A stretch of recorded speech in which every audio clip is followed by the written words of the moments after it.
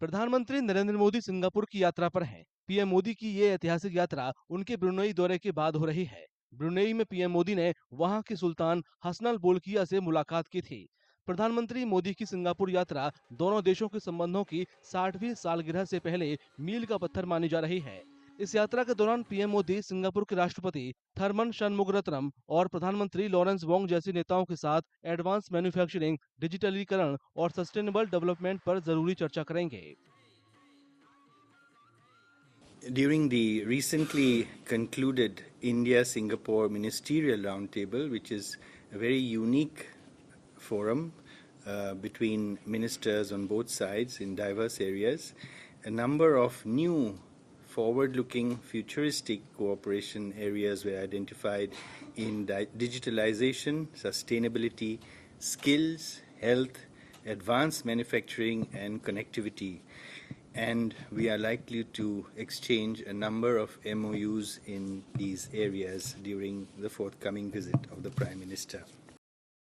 2015 से सिंगापुर और भारत ने अपने संबंधों को मजबूत किया है। सिंगापुर भारत में निवेश कर रहा है। साल 2000 से सिंगापुर ने भारत में 159.94 बिलियन डॉलर का निवेश किया है। दोनों देश वित्त, व्यापार, विज्ञान, तकनीक समेत कई सेक्टर में लगातार सहयोग कर रहे हैं। पीएम मोदी सिंगापुर में इन्वेस्टरों और कारोबारियों समेत व्यापारिक समुदाय से भी मुलाकात करेंगे। सिंगापुर के नेताओं के साथ हाल की हाई लेवल बैठकों ने आगामी समझौतों और सहयोग के लिए मंच तैयार किया है। पीएम मोदी की यात्रा भारत की एक्ट ईस्ट पॉलिसी के तहत हो रही है। साथ ही आसियान और इंडो पैसिफिक में सिंगापुर की अहम भूमिका को भी दिखाती है। I think it is taking place at a very useful time. Asia Pacific is growing. There is a lot of intra-trade.